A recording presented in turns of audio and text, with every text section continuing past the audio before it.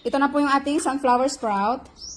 Salted soybean, kaunting seasoning, bawang, yung patis, patak-patak lang po, oyster sauce. As usual, yung kawali po natin kailangan sobrang init na.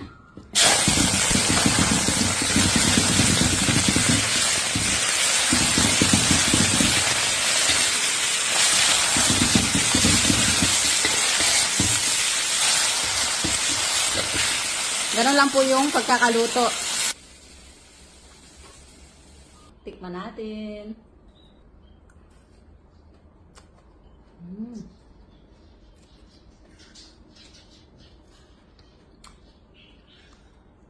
Ang sarap.